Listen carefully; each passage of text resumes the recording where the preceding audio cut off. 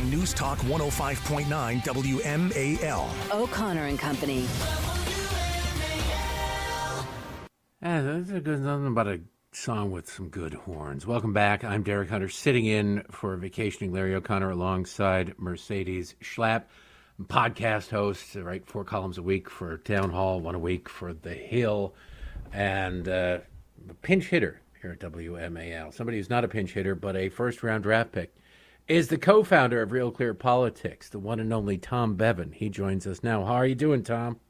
Good morning, Derek. It is a good morning, and for some people, better than others. I'm going to get your thoughts on, I saw your tweet about the former mayor, I don't know how you can elect somebody that's this wildly unpopular, but, only in New York, kids, about Bill de Blasio and his wife. They have decided to go in different directions. They're not getting divorced. They're just separating and single again and ready to mingle. I assume they're both on Grindr or whatever the latest app is. But she said he's never been accused of being the sharpest knife in the drawer because the headline was Bill de Blasio wondered if marrying a self-identified lesbian meant there was a, quote, time bomb ticking in his marriage. How did this guy ever end up being dog catcher, let alone mayor of the biggest city in the country? Well, that's a good question. I mean, I was obviously tweeting about. I found that headline very humorous. And yes.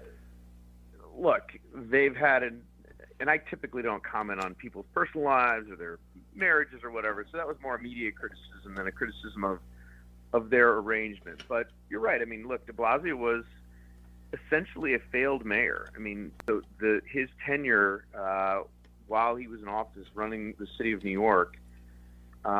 He doesn't have a lot to show for it, and he obviously thought he had enough going that he decided to run for president in 2020, which was an interesting choice in and of itself. So, I mean, I think the guy has a higher opinion of himself than the public does. He's famously lazy, though, and he not only thought he could run for president for about 20 minutes, for about 10 minutes he thought he could run for Congress, and he learned that even in a safe Democrat district, they're just the people were done with him. What is next for how long until he gets his MSNBC show? Speaking of media criticism, that could very well be in the works. I mean, who knows? Look, he's definitely, as I said, a person who has a high opinion of himself, and someone who, look, he's a young enough guy. I mean, he's obviously not done, and he's. You probably don't expect him to sort of ride off into the sunset. So we'll see what happens. I'm sure he has plans that he is working on right now to stay relevant, stay in the limelight, and try and resurrect or have some sort of second act here in the coming months and years.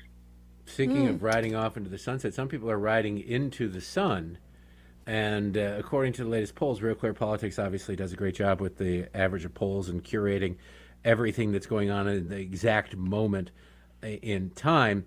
Some candidates, particularly Vivek Ramaswamy, are finding a base of support that's a little bit surprising. Granted, it's way early, but what do you attribute the jump to 10% in a recent poll by Ramaswamy to? Well, I mean, look, that's way higher than he's been in any other polls, unless and until we see more data confirming that he actually has moved that much. I would consider that a bit of an outlier, because if you look across all of the polls, I mean, he has gone up a little bit. I mean, he started at 0. I mean, nobody had ever heard of this guy, and he has definitely made some headlines and made his, taken his opportunities to make news. And in the latest Fox News poll, for example, he's at 5, and that again, the highest he'd been any poll in our average had been 3. So he's definitely got a little bit of upward momentum, but to get into a position where he's, in that sort of second tier, he's kind of at the bottom of the second tier, let's say. There's the top 2, right? Trump and DeSantis. There's the middle, let's say 5, which goes from Pence at 5.7 down to Ramaswamy and Chris Christie at 2.4, and then there's everybody else who's under 1%. So he's in that second tier, but at the very bottom. And I think debate will be a good chance for him to showcase for him. I mean, depending on who ends up being there and how many people actually watch it next month, it'll be a chance for him to continue to try and work his way into a place where he's occupying more of the limelight in the space than he currently is. And he's been, as I said, he's been doing a pretty good job of it so far. Let me ask you, Tom. So, anyone who does politics, we go to Real Clear Politics to really watch the trends in these polls. What are you noticing? I know we talk about national polls all the time. I'm always interested what's happening in these states: Iowa, New Hampshire, obviously South Carolina, Nevada, Florida. What's your sense of what you're seeing in the states when it comes to Trump and DeSantis and some of these other candidates? I mean, it's basically the same story. I mean, there's really not. I mean, we did have a Marquette poll of Wisconsin that showed DeSantis only trailing Trump by, I think, 12. And when it was just a head-to-head matchup, I think DeSantis beat him. And that's some people talking. But by and large, I mean, Ron DeSantis, while he struggled nationally, he struggled in these states as well. I mean, he's been going in the wrong direction. In New Hampshire, for example, the St. Anselm poll that came out last week had him. He had previously been at 29. He's in late March, so 3 months later, he's down to 19. Meanwhile, Trump went up 5 points, so he's lost 15 points on Trump, a net 15 points at 3 months. In New Hampshire, Iowa's a very similar situation. I mean, Trump is leading there by 21 points. DeSantis was at 26 in an American Greatness poll in the middle or first part of May. A month later, he's at 24. So, he's just not gaining the traction, right? And seeing those positive sort of upward trends that you would want to see. Obviously, still a lot of time left, but you'd expect him to really sort of be moving in the right direction as opposed to going backwards. Before we run out of time, I got to ask you about the Democratic side. Robert Kennedy Jr., surprising numbers in some polls. Are those numbers real, or is it an anomaly? Is it an outlier, or is it just a reflection not necessarily about Robert Kennedy Jr., but about a desire from Democrats to have somebody else, and he's more viable than Marianne Williamson? Yeah, I think that's right.